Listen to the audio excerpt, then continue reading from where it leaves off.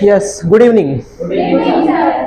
Last topic, law of DMU, first law of Gaussian, जो हमने कल पढ़ा था.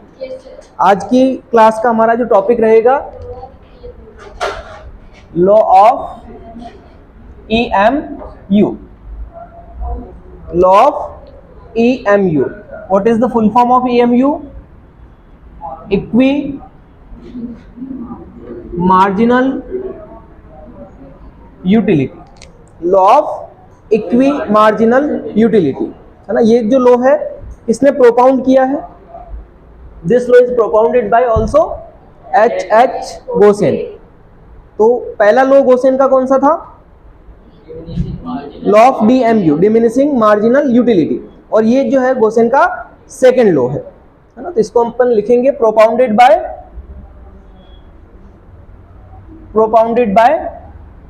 H गोसेन है ना. H गोसेन ने इसको प्रोपाउंड किया है, इस वजह से इसको हम बोलते हैं, क्या बोलेंगे, ऑल्सो कॉल्ड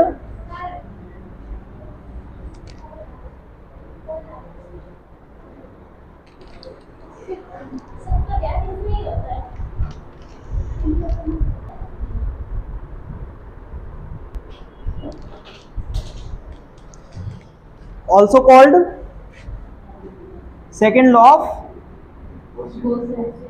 गोसेन. अब इस लॉ में क्या है, जैसे पिछला जो लॉ था उसमें क्या था, पिछले लॉ में जो एक्सप्लेनेशन पढ़ा था वो क्या था? कंज्यूमर कंज्यूम करते हैं मोर कंटीन्यूअसली करेगा और स्टैंडर्ड यूनिट के साथ करेगा. एडिशनल यूनिट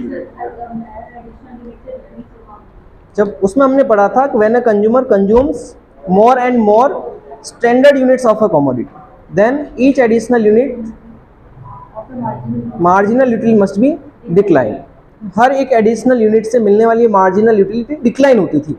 वो था फर्स्ट लॉ.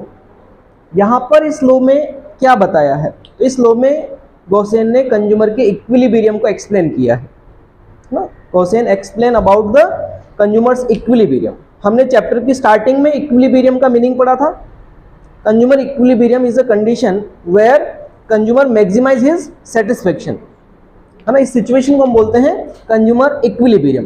तो अगेन गोसेन ने यहाँ पर कंज्यूमर इक्विलिब्रियम को एक्सप्लेन किया है कि कंज्यूमर इक्विलिब्रियम कैसे होता है. Consumers equilibrium. तो यहाँ पर अब इसका अपन मीनिंग पढ़ेंगे. कंज्यूमर्स इक्विलिब्रियम मीन्स क्या होगा? तो कंज्यूमर इक्विलिब्रियम क्या है? It is a condition whereby consumer maximize his level of satisfaction. It is a condition whereby consumer maximize his level of satisfaction. अपन इसको आगे और डिस्क्राइब कर सकते हैं. It is a combination of consumers expenditure को और क्या बोलेंगे? spendings. ये क्या है? It is a combination of consumers expenditure और spendings which he or she never wants to change in future. क्या लिखा अपन ने? ये एक ऐसी कंडीशन है जहां पर कंज्यूमर अपने सेटिस्फेक्शन लेवल को मैक्सिमाइज करता है. इसके अलावा ये एक ऐसा कॉम्बिनेशन है जहां पर कंज्यूमर अपने एक्सपेंडिचर या अपनी स्पेंडिंग को इस तरह से खर्च करता है कि फ्यूचर में उस कॉम्बिनेशन को चेंज नहीं करना चाहेगा है ना. उसके पास पैसा लिमिटेड है, रिसोर्सेज लिमिटेड है, और उस लिमिटेड थिंग से उसको अपनी अनलिमिटेड वांट्स को फुलफिल करना है. तो वो अपने दिमाग से कॉम्बिनेशंस बनाएगा कि मुझे सबसे पहले कहाँ खर्च करना है. सपोज एक आदमी के पास 10,000 रुपए है और ये 10,000 क्या होंगे? लिमिटेड होंगे. लेकिन इस 10,000 से उसको अपनी बहुत सारी नीड्स को फुलफिल करना है और उसमें कुछ बेसिक नीड्स आती है जिसमें हम बात करते हैं सबसे पहले फूड, है ना, यह उसकी फर्स्ट बेसिक नीड है। Second basic need cloth, third basic need health, fourth basic need shelter मान लो, है ना। फिफ्थ बेसिक नीड क्या है? एजुकेशन। और उसके बाद सिक्स्थ अगर कुछ बचता है तो मान लो कि वो एंटरटेनमेंट पर जाएगा। एंटरटेनमेंट, ये उसका सिक्स्थ कॉम्बिनेशन है। यानी उसने अपनी प्रायोरिटी के बेसिस पर कॉम्बिनेशन बनाया है कि 10,000 में से पहला अमाउंट वो कहाँ खर्च करेगा? फूड पर। सेकंड जो बचेगा वो पैसा क्लोथ पर, फिर जो बचेगा वो हेल्थ पर, इसी तरह से नेक्स्ट शेल्टर, एजुकेशन, और कुछ बचेगा तो फिर एंटरटेनमेंट पर खर्च करेगा। अब मान लो कि सबसे पहले इसने 2,000 रुपीज कहाँ स्पेंड कर दिए? फूड पर। यानी वो अपने क्या बना रहा? कॉम्बिनेशंस बना रहा खर्चे के। मुझे खर्चे जो करने सबसे पहले कहाँ करने? जो सबसे ज्यादा जरूरी चीज होगी वहां पर कंज्यूमर क्या करेगा? सबसे पहले खर्च करेगा। तो खाना सबसे ज्यादा जरूरी है, इसलिए उसने सबसे पहला कॉम्बिनेशन ये बनाया कि मुझे सबसे पहला अमाउंट जो मेरे पास पैसा है वो कहाँ खर्च करना है? फूड पर। फिर कुछ बचेगा तो मैं नेक्स्ट सोचूंगा 1,000 रुपए उसने क्लॉथ पर खर्च किए, 1,000 रुपए उसने हेल्थ पर खर्च किए, 2,000 रुपए उसने शेल्टर यानी कि रहने के लिए जगह, है ना, शेल्टर मतलब रहने का कोई स्थान, तो उस पर खर्च किए उसने। कितने हो गए? उसके बाद 2,000 रुपए उसने एजुकेशन पर स्पेंड किए, फिर कितने बचे? और 2,000 उसने कहाँ खर्च किए? एंटरटेनमेंट पर खर्च कर दिया। ये जो उसने कॉम्बिनेशन बनाया उसके बेस्ट नॉलेज से बनाया है ना।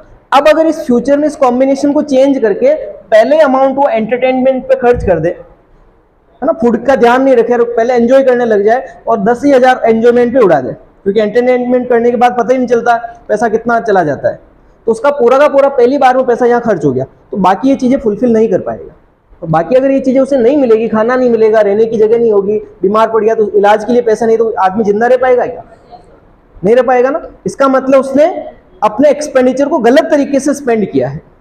तो एक रैशनल कंज्यूमर है, और रैशनल कंज्यूमर हमेशा क्या सोचता है कि मुझे मेरा जो पैसा है लिमिटेड है, और लिमिटेड पैसे को इस तरह से खर्च करूं कि मेरा सेटिस्फेक्शन लेवल ज्यादा से ज्यादा हो। तो उसने अपने बेस्ट नॉलेज से ये उसने कॉम्बिनेशन बना दिया अपने खर्चों का, अब जिसे वो भविष्य में चेंज नहीं करना चाहता है। ये चीज अपन ने लिखी है, it is a combination of consumers expenditure और स्पेंडिंग्स विच ही और she never wants to change in future, जिसे वो भविष्य में क्या नहीं करना चाहेगा? चेंज नहीं करना चाहेगा, क्योंकि उसने अपने बेस्ट नॉलेज से ज्यादा जो सेटिस्फेक्शन मिल सकती है उस कॉम्बिनेशन को उसने अडॉप्ट किया है। अगर इस कॉम्बिनेशन को वो चेंज करता है कि पहली प्रायोरिटी में वो एंटरटेनमेंट को लेके आता है, तो जितना सेटिस्फेक्शन पहली प्रायोरिटी में फूड पर मिलेगा उतना एंटरटेनमेंट पर नहीं मिल पाएगा उसको। तो इस कॉम्बिनेशन को, इस कंडीशन को हम बोलते हैं कंज्यूमर्स इक्विलिब्रियम। आगे एच.एच. गोसे ने इस कंज्यूमर की इक्विलिब्रियम को कैलकुलेट करने के लिए दो कंडीशन बताई है। हम कैसे कंज्यूमर की इक्विलिब्रियम को कैलकुलेट करेंगे कि कंज्यूमर इक्विलिब्रियम में है, क्योंकि अपन यूटिलिटी एनालिसिस पढ़ रहे हैं और अल्फ्रेड मार्शल ने कहा है कि यूटिलिटी को मापा जा सकता है। तो कैसे मापेंगे, उसके लिए उसने एच.एच. गोसे ने अपने को दो कंडीशन बताई है। दो कंडीशन क्या है वो समझते हैं अपन।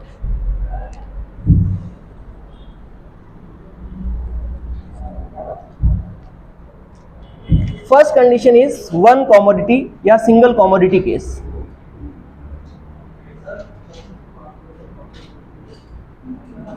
फर्स्ट कंडीशन क्या है? सिंगल या वन कॉमोडिटी केस। यानी कि उसने कहा कि मान लो कि कोई कंज्यूमर है जो केवल एक ही कॉमोडिटी को कंज्यूम करता है ना, अलग अलग कॉमोडिटीज कंज्यूम नहीं करता है, सिंगल कॉमोडिटी कंज्यूम कर रहा है, तो उसका इक्विलिब्रियम क्या होगा? तो उसकी इक्विलिब्रियम की कंडीशन क्या है वो अपन को पता कीजिए। तो इस कंडीशन में जब कंज्यूमर कितनी कॉमोडिटी कंज्यूम करता है? ओनली सिंगल कॉमोडिटी कंज्यूम करता है, तो उसके इक्विलिब्रियम की कंडीशन क्या होनी चाहिए? इक्विलिब्रियम कंडीशन, इस केस में इक्विलिब्रियम कंडीशन क्या होगी? इक्विलिब्रियम कंडीशन होगी MUX। MUX का मतलब क्या होता है? X मतलब कोई कॉमोडिटी है, XYZ कोई भी कॉमोडिटी हो सकती है, तो X कोई कॉमोडिटी है, और MU क्या है? उस कॉमोडिटी को कंज्यूम करने से जो एडिशनल यूटिलिटी मिलती है, एडिशनल सेटिस्फेक्शन। MU मतलब मार्जिनल यूटिलिटी होता है, तो एक्स कॉमोडिटी को कंज्यूम करने से हमें जो एक्स्ट्रा सेटिस्फेक्शन मिल रहा है उसकी हम यहाँ बात कर रहे हैं, MUX। ये MUX किसके इक्वल होना चाहिए? ये MUX होना चाहिए हमारी MUM के इक्वल। अब ये MUM क्या है? Marginal utility of money. क्या है ये? Marginal utility of money. और इसको अपन मल्टीप्लाई करेंगे कॉमोडिटी की प्राइस से। किससे मल्टीप्लाई करेंगे? कॉमोडिटी की प्राइस से। तो हमारे पास एक कंडीशन बन के आई, कंज्यूमर का इक्विलिब्रियम जो होता है उसके लिए क्या कंडीशन होनी चाहिए?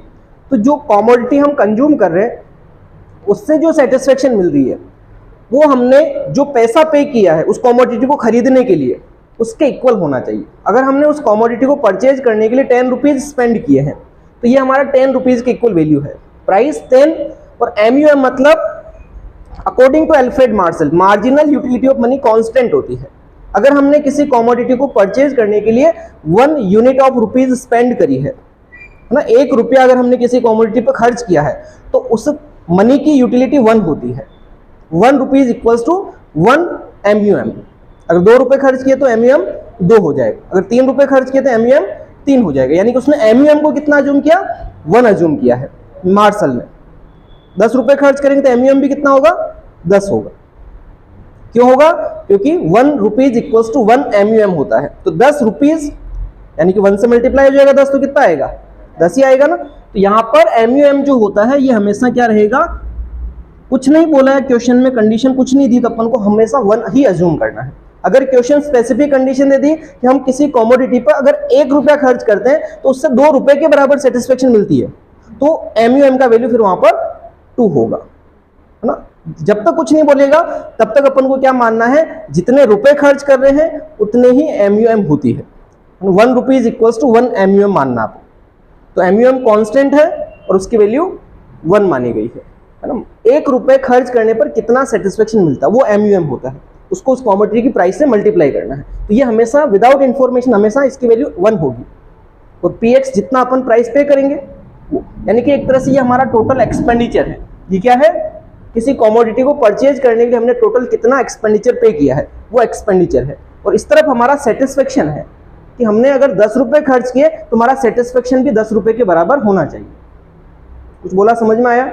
जितना हम एक्सपेंडिचर कर रहे हैं, जितना अमाउंट हम स्पेंड कर रहे हैं उतना ही सेटिस्फेक्शन अपन को उस कॉमोडिटी से मिलना चाहिए। दोनों बैलेंस्ड होने चाहिए, इक्वल होने चाहिए। हाँ, इक्विलिब्रियम की कंडीशन में ये इक्वल होना चाहिए। अगर इक्वल नहीं है इट मींस कंज्यूमर इक्विलिब्रियम में नहीं होगा। इस कंडीशन को अपन थोड़ा सा चेंज करके लिख सकते हैं क्या? ये जैसे PX या मल्टीप्लाई में है तो इसके डिवाइड में भी आ सकता है। तो अपन इसको ऐसा भी लिख सकते हैं MUX upon PX equals to MUM। तो ये कंडीशन भी बन सकती है ना। केवल अपन ने ट्रांसफर किया, इधर मल्टीप्लाई का डिवाइड में आ सकता है वही किया। कभी कभी MUM इसके डिवाइड में भी आ सकता है, ध्यान रखें, है ना। ये भी सेम ही हो जाए क्योंकि ये मल्टीप्लाई में ये भी है तो ये इसके डिवाइड में लिखा जा सकता है। इसको हम ऐसा भी लिख सकते हैं MUX upon MUM equals to PX। ये कंडीशन भी हो सकती है। केवल ये घुमा के लिखा है और कुछ भी नहीं। मेन कंडीशन अपनी ये ध्यान रखनी। अब इसको अपन न्यूमेरिकल एग्जांपल से समझते हैं कि कैसे कंज्यूमर का इक्विलिब्रियम हम आइडेंटिफाई करेंगे इस इक्वेशन के बेसिस पर।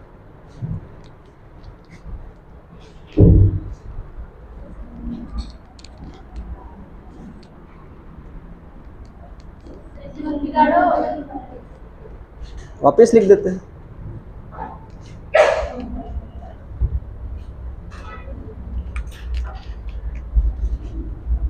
इट इज ए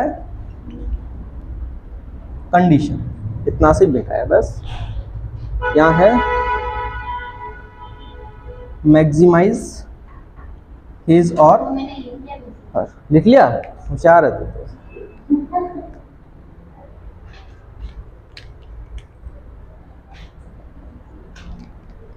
अब हम लोग इसका एक न्यूमेरिकल एग्जाम्पल देख रहे हैं। अभी नोट करना है क्या कुछ? चलो नोट करो। चलो अब इसका अपन एग्जाम्पल समझते हैं कि इक्वेशन फॉलो कैसे होगी, है ना। जो कंडीशन है वो क्या है? ये है एक्स कॉमोडिटी से मिलने वाला satisfaction, marginal utility from x commodity. ये है मार्जिनल यूटिलिटी ऑफ मनी और PX मतलब प्राइस ऑफ द कॉमोडिटी। जब हम कॉमोडिटी की प्राइस को MUM जो कि 1 रहेगा विदाउट इंफॉर्मेशन, यानी ये हमेशा वैल्यू 1 ही लेनी है जब तक क्वेश्चन की कंडीशन नहीं आ जाए।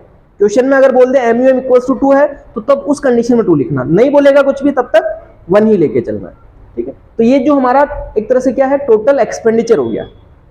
हमने किसी कमोडिटी की 1 यूनिट परचेज करने के लिए कितना पैसा चुकाया है, वो एक क्या है, 1 यूनिट पर टोटल एक्सपेंडिचर है, और उस 1 यूनिट से हमें कितना सेटिस्फेक्शन मिल रहा है, वो दोनों इक्वल होने चाहिए। अगर हमने किसी कमोडिटी को परचेज करने के लिए 10 रुपीज पे किए हैं तो उस कमोडिटी से मिलने वाला सेटिस्फेक्शन भी 10 होना चाहिए। अगर 10 से कम या 10 से ज्यादा है तो कंज्यूमर इक्विलिब्रियम में नहीं होगा, है ना, ये कंडीशन है। तो इक्विलिब्रियम में आने के लिए उसको इस पॉइंट पर पहुंचना पड़ेगा। वो कैसे पहुंचेंगे, अपन एक न्यूमेरिकल एग्जांपल समझ रहे हैं। सपोज एक कमोडिटी है जिसकी प्राइस 5 रुपीज है। कितनी है, 5 रुपीज। मान लो 5 रुपए देके हमने एक बिस्किट का पैकेट परचेज किया है। अब अपन को उससे सेटिस्फेक्शन मिल रही है, अपन कंज्यूम करेंगे तो ना, तो अपन एक तरफ इसके यूनिट्स लिख रहे हैं, एक तरफ हम इसका MUX लिख रहे हैं। पहला पैकेट अपन ने परचेज किया है, कितने रुपए देने पड़ेंगे, 5 रुपए देने पड़ेंगे। और मान लो कि इस पहले पैकेट से अपन को जो सेटिस्फेक्शन मिल रहा है वो 8 यूटिल्स के इक्वल मिल रहा है। हमने रुपए 5 खर्च किए, लेकिन उस बिस्किट को खाने से हमें मजा जो आया ना वो 8 के बराबर आया है। कम आ रहा कि ज्यादा, 8 रुपए के बराबर ज्यादा आ रहा है ना। तो जब तक हमें ये मजा ज्यादा मिलेगा तब तक अपन कंजप्शन करते जाएंगे, ठीक है। अब हमने वापस क्या किया, दूसरा पैकेट और खरीदा। कितने रुपए देने पड़ेंगे, 5 रुपए। लेकिन लॉ ऑफ DMU क्या कहता है कि जैसे जैसे हम कंजप्शन को इंक्रीज करते हैं MU क्या होता है, डिक्रीज होता है। तो यहां पर मान लो ये कितना हो गया, 7, यानी कि अभी भी हमने 5 रुपए खर्च किए लेकिन मजा कितना आया, 7 के बराबर, ज्यादा ही आ रहा है ना। तो इसका मतलब हम रैशनल पर्सन है, कम खर्च करके ज्यादा मजा ले रहे हैं, तो अपन को और कंजप्शन करना चाहिए। हमने तीसरा पैकेट और परचेज किया, रुपए कितने देने पड़े, 5, लेकिन सेटिस्फेक्शन कितना, 6। अभी भी जितना खर्च किया उससे ज्यादा मजा आ रहा है, मतलब ज्यादा सेटिस्फेक्शन अपन को मिल रहा है, तो अपन अगला पैकेट और परचेज करेंगे। चौथा पैकेट और परचेज किया, कंज्यूम किया, सेटिस्फेक्शन मिला 5 रुपए खर्च किए, 5 का मजा ले लिया। इसका मतलब यहां पर कंज्यूमर इक्विलिब्रियम में आ गया, है ना। हमारी कंडीशन है ना कि जितना अपन को मजा आ रहा है, जितना सेटिस्फेक्शन मिल रहा है, उतना ही हमारा खर्चा होना चाहिए। तो हमारा खर्चा भी 5 रुपए, सेटिस्फेक्शन भी 5 रुपए। तो अपना जो आंसर होगा कि what is the consumer equilibrium, तो consumer equilibrium is at 4th unit. Consumer का इक्विलिब्रियम क्या कहां पर होगा, 4th यूनिट पर कंज्यूमर का इक्विलिब्रियम होगा, यानी कि इस पॉइंट पर आके उसे अपने कंजप्शन को स्टॉप करना है, अगर वो रैशनल पर्सन है तो। अगर वो इरेशनल पर्सन हुआ तो 5वां पैकेट और खरीदेगा, 5 रुपए खर्च करेगा और मजा कितना लेगा, 4 के बराबर। तो अपन तो कॉमर्स वाला है ना, तो अपन ऐसा क्यों लॉस में जाएंगे। तो अपन जितना पैसा खर्च करें उसके बराबर तो मजा लें या उससे ज्यादा मजा लेंगे, कम में नहीं संतुष्ट होंगे। इसका मतलब हमें आगे कंजप्शन नहीं करना है। आगे अगर कोई पर्सन कर रहा तो वो इरेशनल पर्सन है फिर। तो कंज्यूमर अपना कंजप्शन कहां स्टॉप करेगा, 4th यूनिट पर अपने कंजप्शन को स्टॉप